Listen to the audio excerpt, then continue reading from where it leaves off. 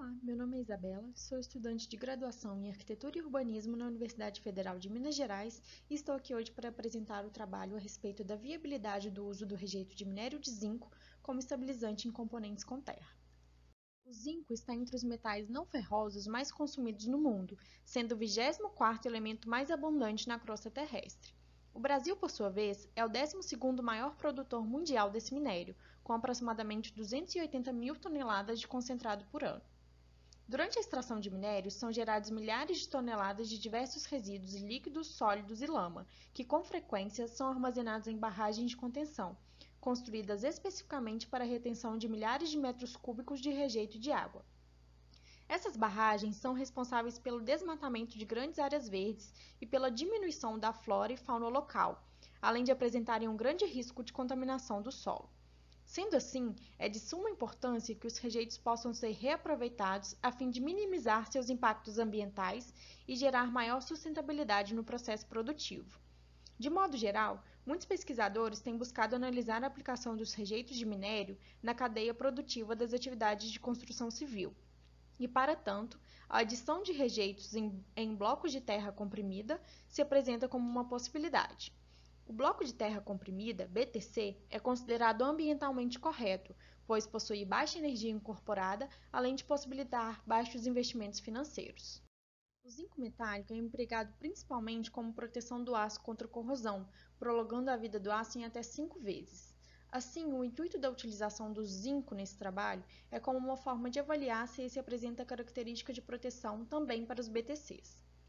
Além disso, utilizou-se a cal como uma alternativa mais econômica e ambientalmente amigável, com extração com menor valor energético e impacto ambiental menor que o cimento.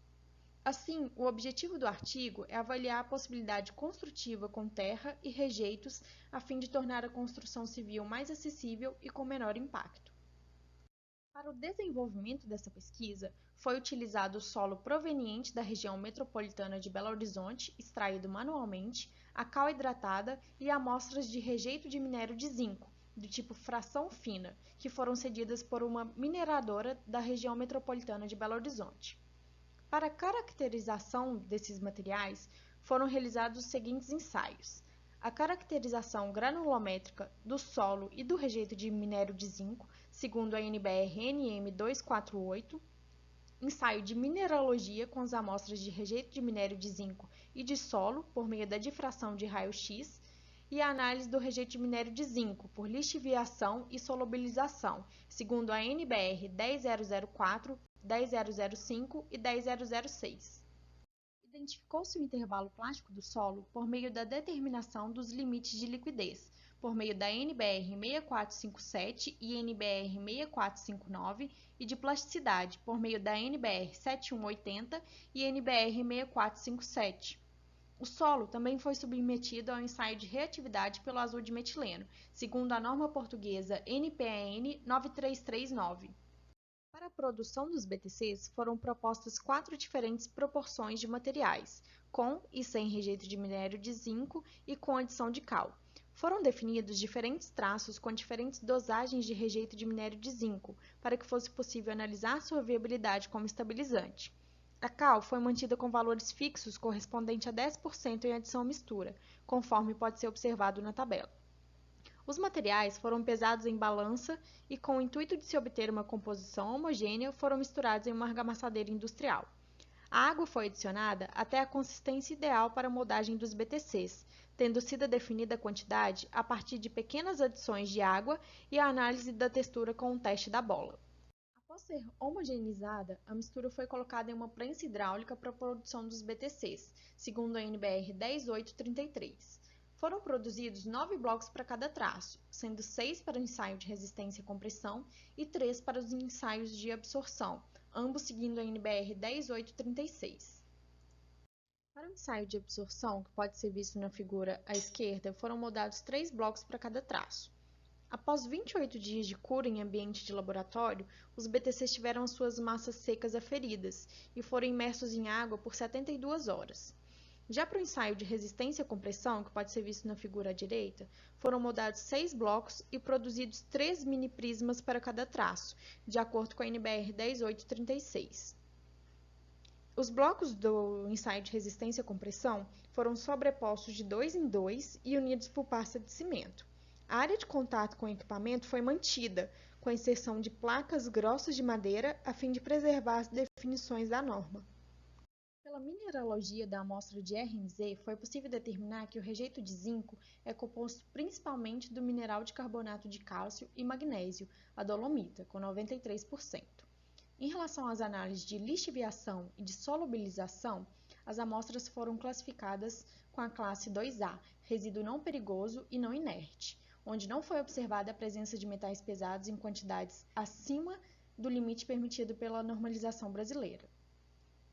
Pelo ensaio de caracterização do solo, pode-se obter que os valores do solo estudado tornam-se plástico a partir do acréscimo de 20,38% de água em relação à massa seca total e líquido a partir de 46%. Embora o índice de plasticidade obtido seja 7% acima do indicado pela NBR 10833 para a fabricação de blocos, o material foi corrigido posteriormente com rejeito de minério de zinco, sem prejuízo para o processo de moldagem dos BTCs, com composição do solo rejeito de minério de zinco proposto, inclusive melhorando algumas das propriedades. O valor de VBS obtido no ensaio de reatividade do solo pelo azul de metileno ficou em 1,7 gramas a cada 100 gramas de solo. Por esse valor, pode-se aferir que se trata de um solo com tendência arenosa e com argilas de baixa reatividade, como a montimorenolita, o que reforça a necessidade de estabilização. É importante ressaltar que não há norma brasileira específica para BTC. Quando esses componentes são estabilizados com cimento, pode-se utilizar parâmetros da norma de solo-cimento. No caso dessa pesquisa, não seria equivalente, pois os BTCs foram estabilizados com a cal.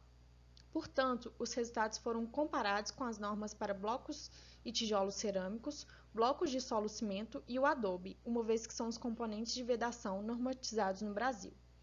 Em relação aos resultados do ensaio de resistência à compressão aos 28 dias, pode-se observar que o bloco com 10% de cal e 20% de rejeito de minério de zinco apresentou o maior valor no resultado em ensaio de resistência à compressão e ficou acima do que a amostra de referência, o que mostra que a incorporação do rejeito de minério de zinco foi satisfatória. Já no ensaio de absorção de água, os BTCs com 20% e 30% de rejeito de minério de zinco apresentaram resultados satisfatórios para reduzir os valores de absorção. Assim, pode-se observar que o rejeito de minério de zinco, devido às suas partículas finas, pode atuar como preenchedor dos espaços vazios, criando uma melhor compactação entre as partículas do bloco, favorecendo assim a sua resistência mecânica. A partir dos resultados obtidos, pode-se concluir que os BTCs produzidos com até 30% de rejeito de minério de zinco e estabilizados com a cal podem ser utilizados, de acordo com critérios mecânicos, como elementos de vedação.